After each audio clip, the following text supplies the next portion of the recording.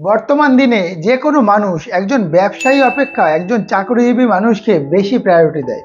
কিন্তু কারণটা কি? যেখানে আপনি ভালো করেই জানেন যদি কেউ ব্যবসায় প্রতিষ্ঠিত হতে পারে তাহলে কিন্তু সে আরো 5 জনকে তার ব্যবসায় চাকরি দিতে পারে। কিন্তু তবুও যে কোনো মানুষ চাকরিকেই বেশি প্রায়োরিটি দেয়। কোনো বাবা তার মেয়েকে কোনো চাকরিজীবী ছাড়া অন্য কারো হাতে দিতে চান না। কেউ যদি চাকরি করে তাহলে সে খুব ভালো ছেলে, যদি কেউ চাকরি করে তাহলে সে খুব মেধাবী ছেলে। কিন্তু এমনটা কেন হয়? কেন মানুষ ব্যবসা অপেক্ষা চাকরিবান ব্যক্তিকে বেশি গুরুত্ব দেয়? তাহলে সবার প্রথমে বলে রাখি যে ব্যবসায় লাভ এবং লস দুই থাকে। আপনি যদি কোনো ব্যবসা করে থাকেন তাহলে আপনি অবশ্যই জানবেন যে ব্যবসাতে লাভ লস দুটোই হতে পারে। এমনকি ব্যবসা সবসময় সমান চলে না। কোনো মাসে আপনার বেশি ইনকাম হলো, আবার কোনো মাসে আপনার ইনকাম হলোই না, এরকমটাও হতে পারে। যদি কারো ব্যবসা খুব বড় হয় তাদের ক্ষেত্রে ব্যাপারটা আলাদা, কিন্তু ছোটখাটো কোনো ব্যবসায়ীর ক্ষেত্রে তার ইনকামটা কিন্তু নির্দিষ্ট নাও হতে পারে। কিন্তু একজন চাকরিজীবীর মান্থলি ইনকাম নির্দিষ্ট হয়ে থাকে।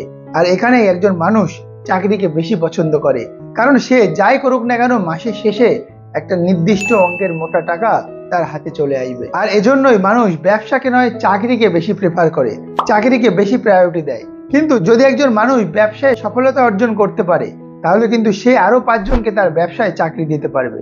এই সত্যটা জানা সত্ত্বেও কেউ ব্যবসায় রিস্ক নিতে পারে না, তার কারণ হলো নির্দিষ্ট ইনকাম না থাকা। আজকে আপনার যে ব্যবসাটা খুব ভালো চলছে, হতেও পারে আগামী দিনে আপনার ব্যবসাটা ডাউন চলতে পারে, আগামী দিনে আপনার সেই ব্যবসাটা পরিবর্তন করতে হতে পারে। আর এই সমস্ত সাত পাঁচ ভেবে মানুষ ব্যবসা করতে ভয় পায়। মানুষ চায় একটা চাকরি করে নিশ্চিত জীবনযাপন করতে। যারা চাকরি করছে তারা কিন্তু মান্থলি একটা নির্দিষ্ট ইনকাম পাচ্ছে, এবং চাকরি শেষের পরেও হয় তারা পেনশন পাবে, নতুবা একটা বড় অঙ্কের টাকা অর্থাৎ পিএফ এর টাকা পাবে, যেটা সে ব্যাংকে রেখে তার বাকি জীবনটা আনন্দের সাথে কাটাতে পারবে। কিন্তু যারা সাধারণ মানুষ, যারা চাকরি করে না বা যারা ছোটখাটো ব্যবসায়ী, তাদের ভবিষ্যৎ কি হবে? তাদের ভবিষ্যতের জন্য সরকার দুটো স্কিম রেখেছে। নাম্বার 1 এনপিএস বাৎসল্য স্কিম, এবং নাম্বার 2 পিপিএফ স্কিম। যদি আপনি এই স্কিম দুটো সম্পর্কে সম্পূর্ণ জানতে পারেন তাহলে আপনিও এই স্কিমে টাকা রেখে ভবিষ্যতে পেনশন পেতে পারেন, অথবা আপনার অবসর জীবনে আপনি একটা বড় অঙ্কের টাকার মালিক হতে পারেন। তা চলুন ভিডিওতে আমরা সম্পূর্ণ বিষয়টা জেনে নিই। Number 1 NPS Vatsalya scheme.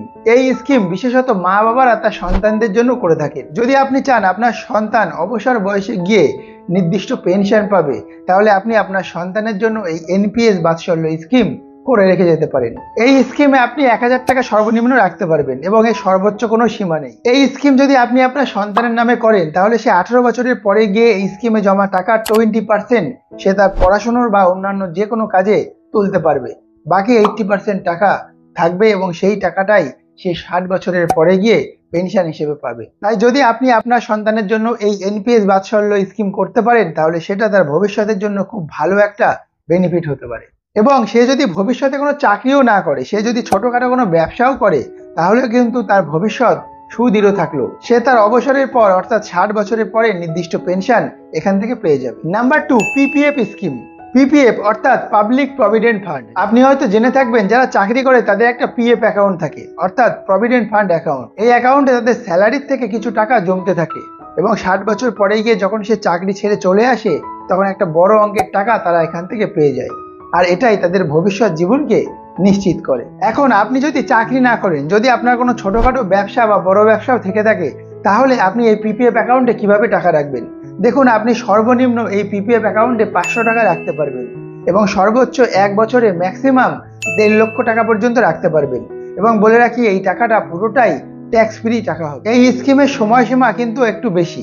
এই স্কিমে আপনার কমপক্ষে 15 বছরের জন্য টাকাটা রাখতে হবে, এবং 15 বছর পরে গিয়ে আপনি এই পিপিএফ অ্যাকাউন্ট থেকে টাকাটা তুলতে পারবেন।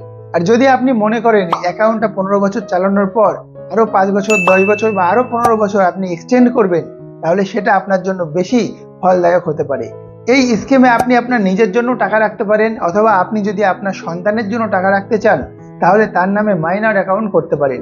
এক্ষেত্রে আপনাকে গার্জিয়ান হিসেবে থাকতে হবে, আর সে 18 বছরের পরে গিয়ে নিজের অ্যাকাউন্টকে কন্ট্রোল করতে পারবে। যদি আপনি এই স্কিমে বছরে 1.5 লাখ টাকা রাখতে পারেন আর সেটাকে 30 বছর পর্যন্ত চালাতে পারেন, তাহলে আপনি ভবিষ্যতে একটা বড় অঙ্কের টাকা এখান থেকে পেতে পারবেন, এবং সেই অঙ্কের টাকাটা হতে পারে 1 কোটি বা তারও বেশি। এখানে আপনি 7.1% ইন্টারেস্ট পাবেন, আর সেটা যে কোনো ব্যাংকে টাকা রাখার থেকে অনেক ভালো। তাই আপনি চাইলে এই দুটো স্কিমে যে কোনো একটা নিজের জন্য বা আপনার সন্তানের জন্য করতে পারেন, যেটা আপনাদের ভবিষ্যৎ সুদৃঢ় করবে। দেখা হচ্ছে পরবর্তী কোনো ভিডিওতে, ততক্ষণ পর্যন্ত ভালো থাকবেন এবং সুস্থ থাকবেন।